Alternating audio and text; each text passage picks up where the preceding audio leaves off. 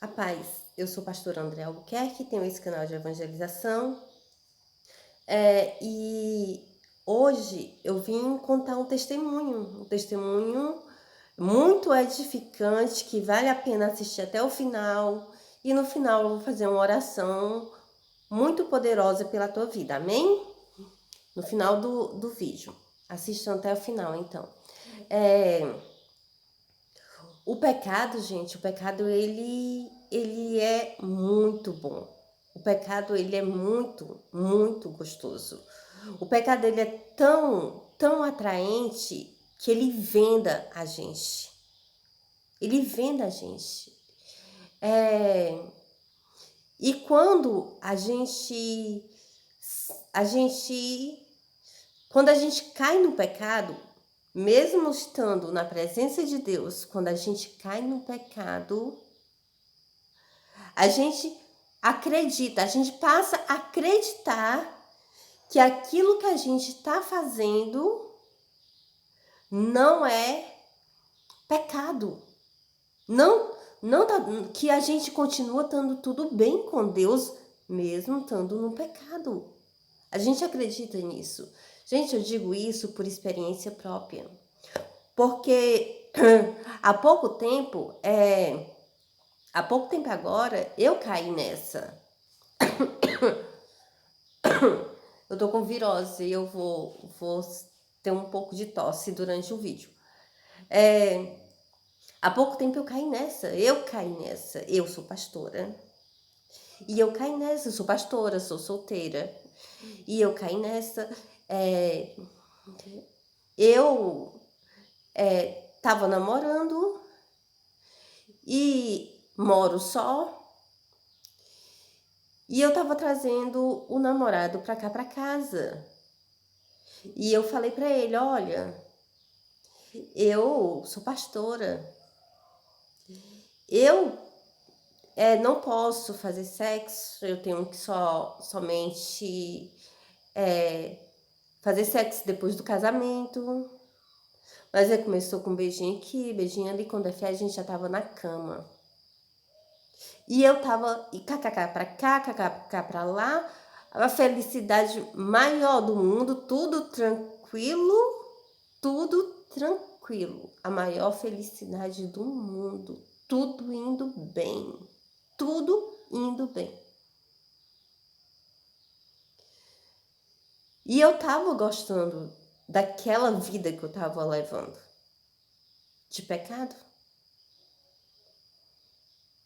Eu não tava casada e tava fazendo sexo.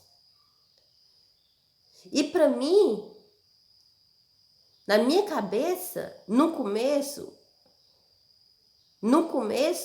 eu fiquei preocupada com o meu relacionamento com Deus. Mas só que depois já estava tudo bem. Eu já estava agindo como se fosse normal, como se não incomodasse a Deus o pecado, como se eu não estivesse em pecado. E então fui para casa de uma amiga minha, e essa amiga minha, ela colocou louvor. Ela colocou louvor, a gente começou a ouvir louvor, e aqueles louvores começaram a falar comigo, e de repente o celular dela, porque isso acontece, eu tenho certeza absoluta que tem várias pessoas que têm essa experiência. Você bota o celular ali e de repente o celular muda para outra coisa. Então o celular estava ligado na caixinha e de repente foi para uma pregação de um profeta. E o profeta começou a ministrar lá e ministrava sobre o pastorado. E aquilo falou tão forte no meu coração que eu comecei a ficar incomodada, que o meu ser começou a incomodar, que eu não estava mais conseguindo me equilibrar naquele ambiente onde tava botando eu em confronto comigo mesma.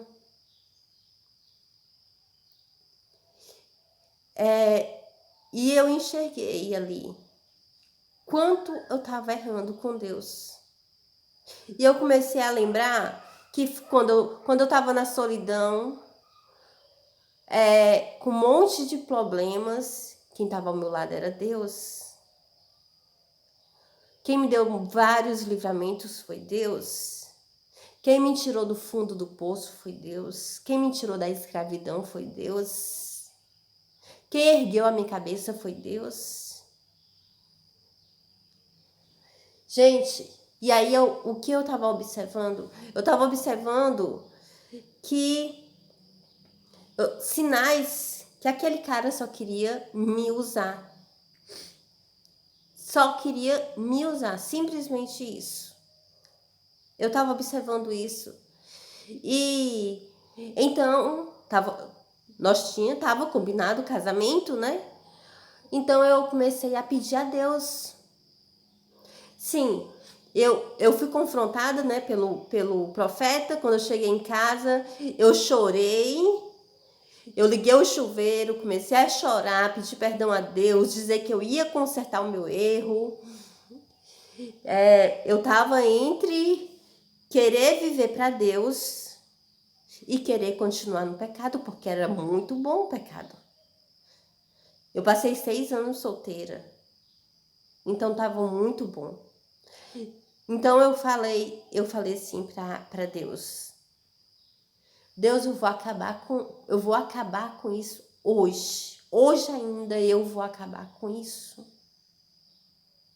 Eu sei que o Senhor está entristecido comigo, mas hoje ainda eu acabo com isso.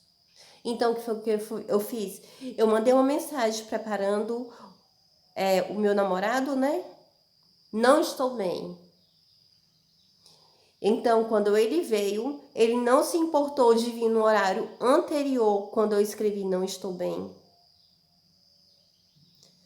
Então, ele veio no horário que ele sempre vinha. Então, o que aconteceu? Aconteceu que quando ele chegou, eu falei para ele. Eu falei, olha, não estou bem, porque eu fui confrontada por um profeta, e isso tocou muito no meu coração, me deixou muito mal. Eu vi o quanto eu estou errando com Deus, e eu não quero mais continuar. E ele falou assim, o que é que nós vamos fazer? Eu falei, nós só tem 2 opções. Ou acabar tudo por aqui, ou a gente casar.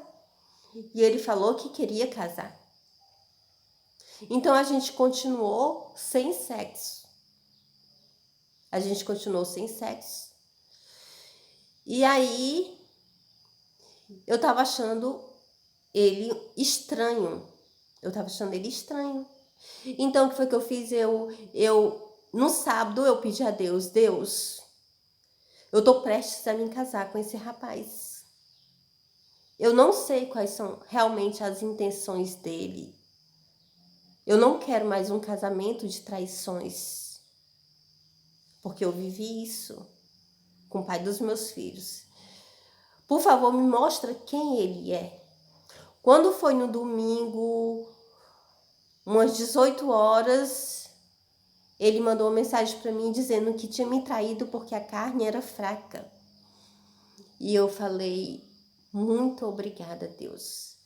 E na mensagem que eu mandei para ele, eu disse assim, adeus, bronqueei e pronto.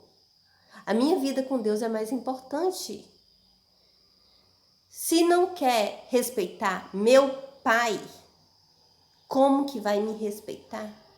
Se não quer ser fiel ao meu pai, como vai ser fiel a mim? Então, gente, o que eu tenho para dizer para as meninas, olha, meninas, não pensem que você fazendo sexo com o seu namorado antes do casamento, isso vai segurar ele até o casamento. Na realidade, isso vai só tirar a presença de Deus da tua vida, que é a presença mais importante que você tem na tua vida, é a presença de Deus.